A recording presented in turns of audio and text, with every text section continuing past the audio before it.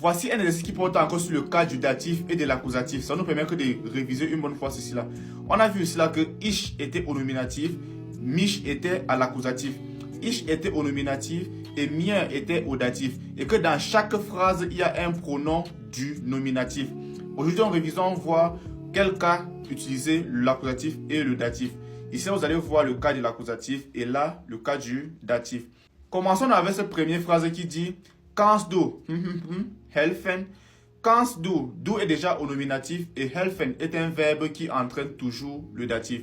Donc, on va voir ici là, entre mich et mir, quel est le datif? Donc, c'est mir. Mich est l'accusatif, mir est le datif. Donc, kannst du mir helfen? Gib bitte den Kuchen. Gib, c'est l'impératif du verbe geben. Le verbe geben est un verbe du datif.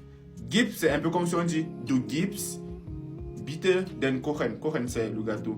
Donc, comme c'est un verbe qui entraîne toujours le datif, ici, on ne va pas prendre l'accusatif, mais plutôt le datif. Donc, gib mir den Kuchen. Et maintenant, soll, dich abholen. Nous avons déjà dich, qui est déjà un cas de l'accusatif. Donc, on ne va plus mettre mir. Dans une phrase, il y a toujours le nominatif. Donc, soll ich pour matérialiser le nominatif. Maintenant, nous avons wann rufst du an. Nous avons dans la phrase du qui est déjà un cas du nominatif. Et maintenant, ruf, c'est le verbe anrufen. C'est un verbe qui entraîne toujours l'accusatif. Donc, entre mich et mir, qu'est-ce qui entraîne l'accusatif? Normalement, mich. Maintenant, nous avons mit wem gehst du ins Kino. À toi de me dire dans les commentaires quel est le cas qu'on doit mettre ici là. Est-ce que c'est dir ou bien est-ce que c'est du?